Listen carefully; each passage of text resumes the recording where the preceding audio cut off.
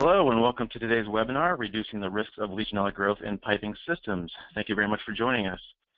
My name is Rob Janwick and I am the Market Manager for Lubrizol's Corzine Commercial Plumbing Division. Your presenter today is Jeff Ramey, one of our piping system consultants.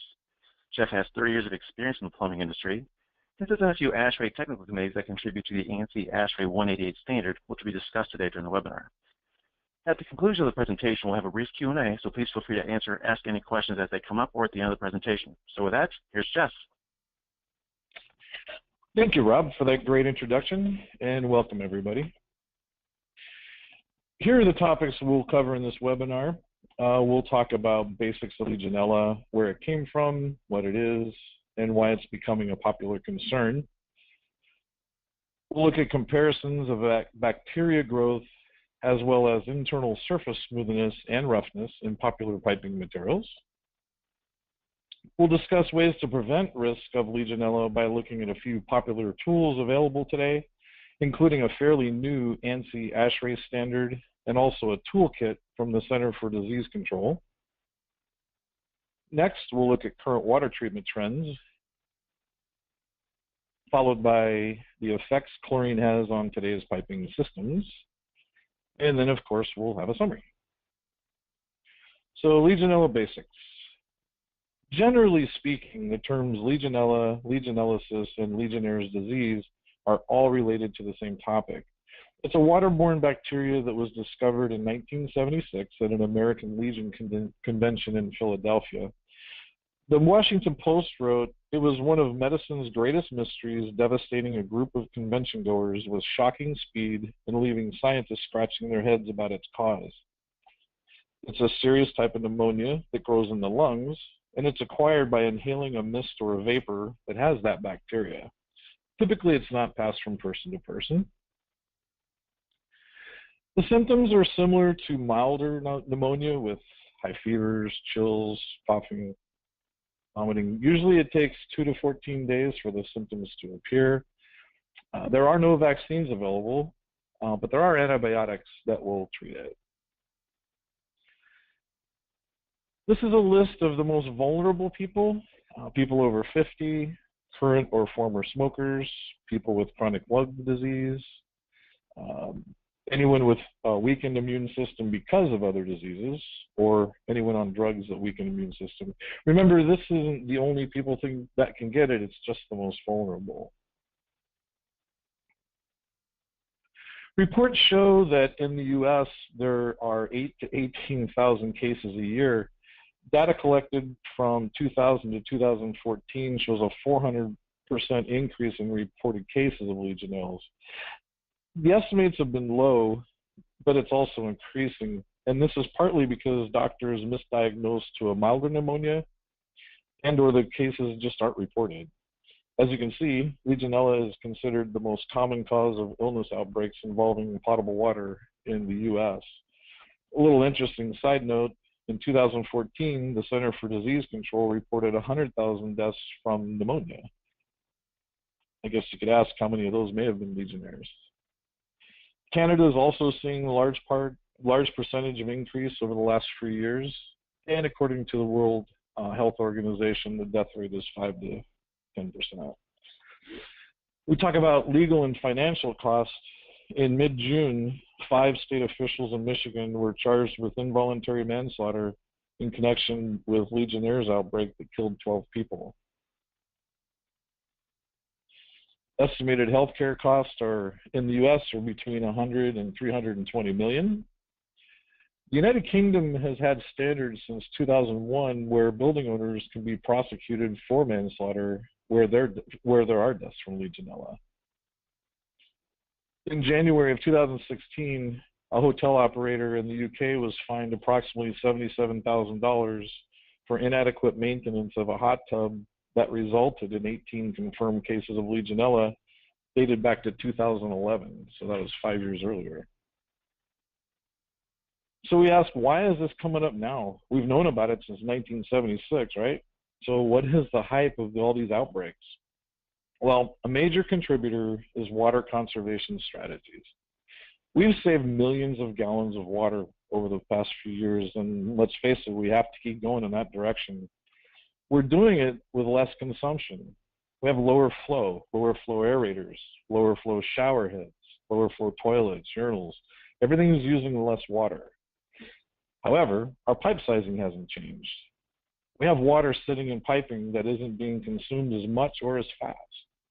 That's allowing the dissipation of treatment chemicals, which is the opportunity for bacteria to actually grow. Another factor is the lower operating temperatures in energy conservation. In a couple more slides, we're going to look at temperature ranges for Legionella and its growth and its existence, which will help explain this a little better. The Center for Disease Control says almost all outbreaks were caused by problems preventable with more effective water management.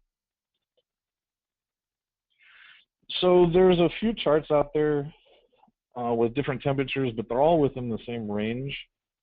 Between 68 and 122 is the growth range, and the ideal growth range is between 95 and 115.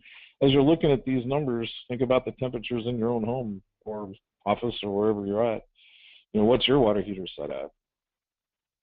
Actually, take note that at 140 degrees, Legionella starts to die slowly, but then we start worrying about scalding. It's not till we get above 158 or 160, depending on what chart you look at, that we get into what's considered a disinfection range. Legionella is a bacteria like an E. coli or other coliforms, and it grows in biofilm. Biofilm is a slimy, glue-like substance that forms on pipe surfaces in wet environments. Biofilm also provides protection for the bacteria. So now let's look at some research of different piping materials that are showing biofilm growth, bacteria growth, and then we'll look at some internal surface comparisons of smoothness and roughness of some piping. So the first chart here, this is biofilm growth from Kiwa, which is the Knowledge Institute of Water. This was done in 1999, and it's got a variety of different piping materials. This is 1989, bacteria growth over a 120-day period. 2010, this is E. coli. There's a legend on the left there to show you what all those letters mean, polyethylene, stainless. It's a combination of plastic and steel.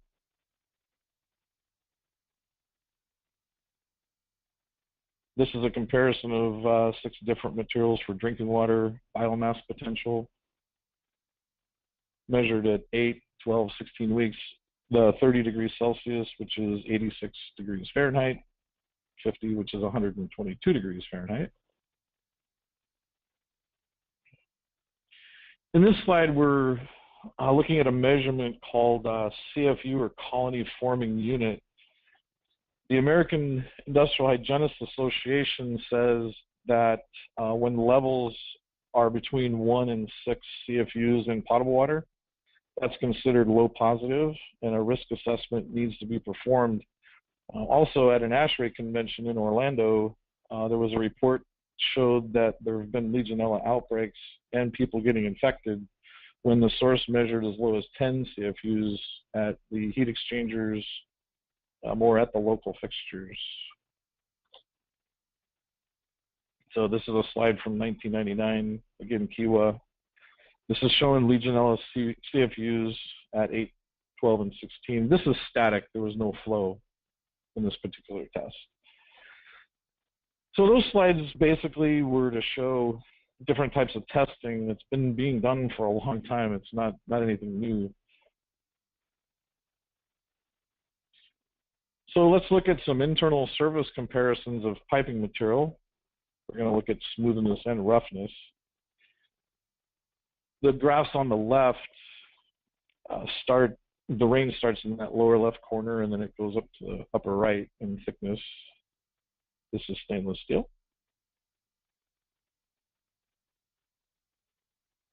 This is galvanized. When we talk about copper, we have to consider new and aged copper. When it's new, it is the smoothest surface of all the different pipes, and it actually releases copper ions, which are antimicrobial. Unfortunately, though, copper becomes the roughest by a very large margin, and those antimicrobial properties are diminished.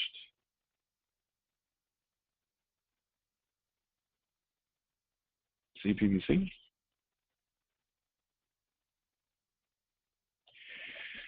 This is a graph to just summarize what we saw. Again, you can see copper starts out to be the best, but then it goes into its own chart.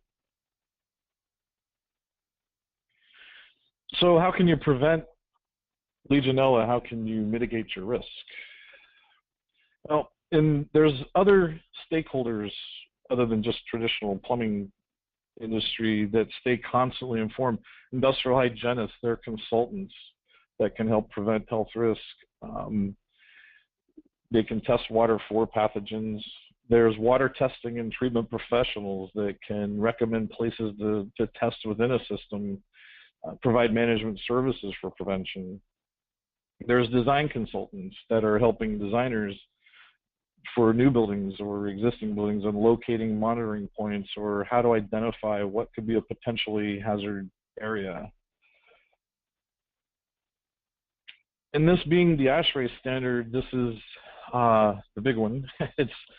It's ASHRAE, ANSI ASHRAE 188, and it's titled Legionellosis, Risk Management for Building Water Systems. This is started by a working group that it's over 12 years in the making. It's built on evidence-based facts and actually outbreaks. It became an ANSI standard in June of 2015. Shortly after that, the city and then the state of New York adopted sections of this for cooling towers. All cooling towers have requirements to be registered, tested, monitored, and then reports. So we'll get a little more into this standard. The scope is that it applies to human-occupied buildings and excludes single-family. It's meant to be minimum risk management requirements for the design of new and existing buildings with regards to their potable and non-potable water system and the components. It's intended to be used by managers and designers. The standard expands the definition of designer to go on to anyone that's involved with construction, commissioning of the building, day-to-day operations, maintenance, repair, replacement, or considerations for expansion. Basically, the takeaway is this standard is for a team of people. It's not to be one person. It's actually a team of people that have input in different parts of the building. So going on, the standard goes into identifying buildings that are affected. Notice it applies to buildings that have one or more cooling towers, whirlpool spas, ornamental fountains, misters, humidifiers, other non-potable systems or devices that release water droplets into the air. So remember, Legionella is inhaled through a vapor or a mist. Moving on, it says, or any buildings of the following criteria. So multiple housing units with one or more centralized hot water system, buildings more than 10 stories. If the building is primarily for occupants over 65, or if it's a healthcare facilities where patients stay more than 24 hours. You know, common today, there are more and more facilities and clinics where people stay. It's not just hospitals anymore. Or if a building has a specific area that's designed for treating people that would be of a high risk. So these committees along the way have discovered and identified areas and devices of concern. Shower heads, electronic faucets, flow restrictors, ice machines, water heaters, ice stations. It's a long list. The healthcare industry is disallowing and replacing sensor faucets in surgery rooms, saying there's not enough flow and there's too many intricate parts and areas in their design for bacteria to grow. In September 2016, 2 people died from Legionella at the University of Washington Medical Center. The bacteria was found in sinks, but also ice machine. So there's a guideline to go along with the standard. The current one is Guideline 12-2000. This is being updated. There'll be public comments going out. But today, in Section 4, the current guideline recommends water storage at 140 degrees. Remember that temperature chart that shows that's where Legionella slowly dies. It does slowly die at lower temperatures, but the recommendation is 140 degrees. It also recommends, if you have to decontaminate, raise the hot water and maintain it at 170 degrees and progressively flush each outlet for 5 minutes. Or shot chlorination at the water heater, 20 to 50 parts per million for 2 to 24 hours. Legionella is more tolerant to chlorine than other bacteria, which is what's requiring elevated amounts of temperatures or chemical. Another resource for risk and prevention is the Center for Disease Control. They have a recently published manual, and it's called the Developing a Water Management Program. A lot of this does reference the ANSI standard, but it's really easy to follow. There's actually a 8-question worksheet that will help the person identify if their building is at risk and if they need to look at a program or not. Also recently, there was a 4-page memorandum that went out in early June from the Department of Health and Human Services, the Center for Medicare and Medicaid Services. It's calling for implementation of this ANSI ASHRAE 188 standard and the use of the toolkit. Specifically, it says those facilities unable to demonstrate measures to minimize the risk of Legionnaire's disease are at risk of citation for non-compliance with CMS conditions of participation. It also says that the effective date is immediately, and this guidance should be communicated with all staff, managers, state and regional office training coordinators within 30 days, which is obviously already passed. Actually, I know recently there's a medical center that has put out a 1-page explanation of Legionella to their employees, along with a questionnaire asking if they know of any areas in their buildings that have stagnated water or areas that faucets and places don't get used as often as others. And that just recently happened. So let's look at today's current water trends.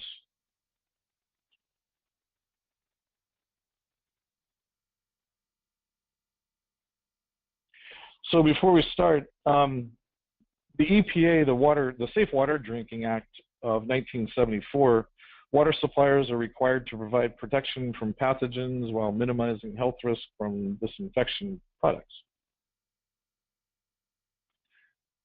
So common today are chlorine and chlorine-based disinfectants, copper and or silver ions, UV rays. All of these are called oxidizers. That's a term we're going to talk about in a few more slides. But these disinfectants are oxidizers. Here's some goals for water purveyors to follow where possible. Chlorine has been used for a long time. Chloramine is becoming more popular. As it says here, more than 1 in 5 Americans are using drinking water treated with chloramines. Looking at the parts per million as annual averages, you can see that 0.8 for chlorine dioxide pretty much tells you that that's a much stronger disinfectant. It's a lot more aggressive, chlorine dioxide is, and it is more effective than chlorine. It's more aggressive and faster acting, and it does deactivate some pathogens that are resistant to chlorine. It removes biofilm, and it's a lot more efficient there. And it is increasingly being specified for tertiary water treatments in some healthcare facilities, but facility owners need to understand the effect of oxidizers, especially chlorine dioxide, on their plumbing system in general.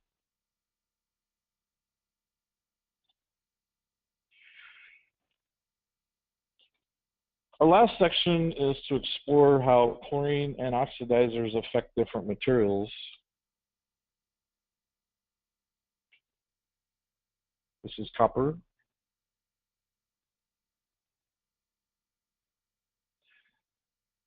So a little bit about polyolefin plastics. Those are like the PPR, the polypropylene random, the PEX, which is cross-linked polyethylene. They require antioxidants to protect themselves against those oxidizers that we talked about a little bit ago. PPR manufacturers recommend against the use of chlorine dioxide. There's an ASTM standard that's a test method for evaluating the oxidative resistance of PEX tubing and its systems to hot chlorinated water. It uses 4 parts per million of chlorine, free chlorine. pH is at 6.8, 80 psi, and then there's 2 temperature measurements at 73 degrees and 140. At the end of the test, there's a numbering reference to the chlorine resistance, and it's given in 1 of 4 categories marked on the pipe. In a recent publication from the Plastic Pipe Institute, it says frequent or continuous exposure to water conditions beyond those used in test method, and they give examples of aggressive water quality, pressures, or temperatures may cause premature oxidation and eventual brittleness. CPVC is already chlorine resistant because it's made with chlorine, so there is no oxidative degradation, and therefore that ASTM F2023 doesn't apply.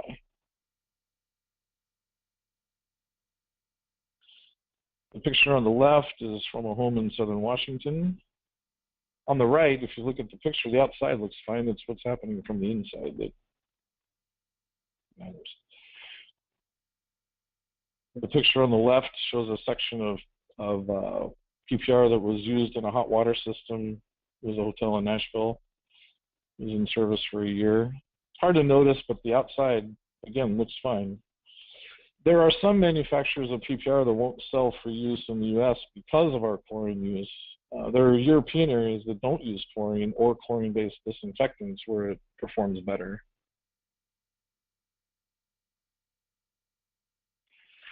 Here's another look at the damages of that pipe in Washington. They had 3 separate leaks inside of a year. After the 4th one, 3 years later, there was a little deeper study done, and it showed that the hot water line was found to have become brittle and tiny cracks, as you can see. Further studies, scientists have attributed this to oxidative chlorine degradation.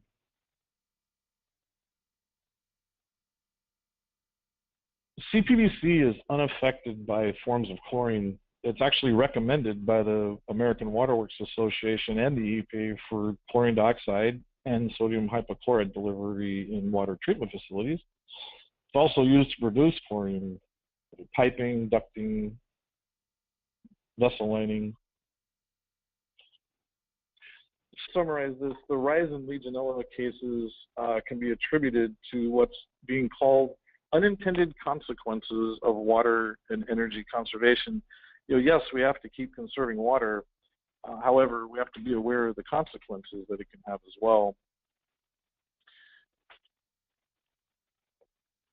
Owners and designers can help prevent outbreaks with different design considerations by adding water management programs.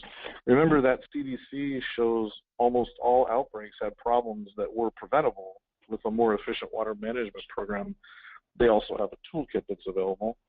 That ANSI-ASHRAE standard is very detailed and comprehensive, and there's multiple technical committees that are constantly working to keep that updated and create new information that will help the industry in general.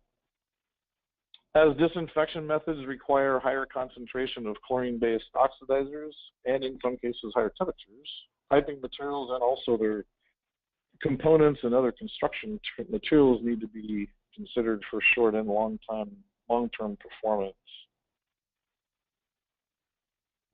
So here's a list of the references. This is about us as Lubrizol. We're a Berkshire Hathaway company, a technology-driven global company. We combine complex specialty chemicals to optimize the quality, performance, and value of our customers' products while reducing their environmental impact. So before we go to questions, I'd like to mention, too, we have 6 ASPE accredited courses for CEUs available, including one on this subject. We also have a great team of regional specialists available in every area, every state of the U.S. and Canada. So please don't hesitate to let us know if you'd like to be contacted or have a meeting set up with one of our local reps. We'd be more than happy to do that for you. So, all right, Rob, I think it's time for questions. Okay. If you have any questions, please use the chat box, and we'll address as many as we can. So the first question I have is from Greg. It says, how do I know if I have Legionella in my water system? That's a great question. You don't, other than today, the way it has to be tested by these water treatment people, they take samples and then they test it for you. There's, at least as I'm not aware of any home kits that you can test for yourself. Okay, great. We have another question here from Alina. If hot water systems are recirculating, can we design for a certain velocity to minimize growth? So recirculating is definitely, stagnant water is an issue. That is where Legionella does grow. So recirculating is a great solution. What you have to be careful of in recirculating, though, is you still can have dead legs. Okay, great. And another question related to that. Is there a minimum amount of time it takes for Legionella to grow? So if the hot water is consumed within a certain amount of time, Legionella is not a concern? Yeah, that's a great question. There's actually some money that's being allocated to some studies about that to try to dial that down and to try to understand that a little bit better. How long does it take for Legionella to grow in what environment? There's a lot of factors involved, so it'll be a pretty comprehensive test, but it's something that's getting underway as we speak. Okay, great. And next we have a question from Jim. You said the CMS is making the 188 in the CDC toolkit mandatory for healthcare facilities. Is it in any other codes? Currently it's not, although this is getting a whole lot of traction. The whole Legionella conversation is getting a lot of traction. And so the standard, the more it keeps getting refined, I can see it as things go for code. One important thing to note is when you start hearing about people that are being prosecuted or charged with involuntary manslaughter for Legionella deaths, that's going to escalate things a lot more. Okay, it looks like we've got one more coming in here. Are there methods of decontamination that are less damaging to non-CPVC piping systems? That's a great question. So in the U.S., we use chlorine-based disinfectants, and I know in other parts of the world they don't. And so that's where this information is all around chlorine disinfectants because that's what we use in the U.S. And yeah, there are other parts of the world that don't use chlorine-based. Okay, great. I think that is all the questions we have for now. I think we've gone through our complete time. So from my end, thank you very much, everyone, for attending. I apologize for our technical difficulties. Yes? Can you just remind folks that we'll have a recording with some follow-up information as well? Oh, yes. We will. Just thank you, Katie, for reminding me. We will have this recording available for later use. I'd like to take this time to thank you for attending today and to thank Jeff for taking time out of his day to help educate us on this particular topic. We hope to engage you anytime. We have a CEU course on this particular topic if you'd like to schedule a personal training on this. And there are continually resources that we update on our website, corsian.com/plumbing. So with that, thank you very much for attending. Perfect.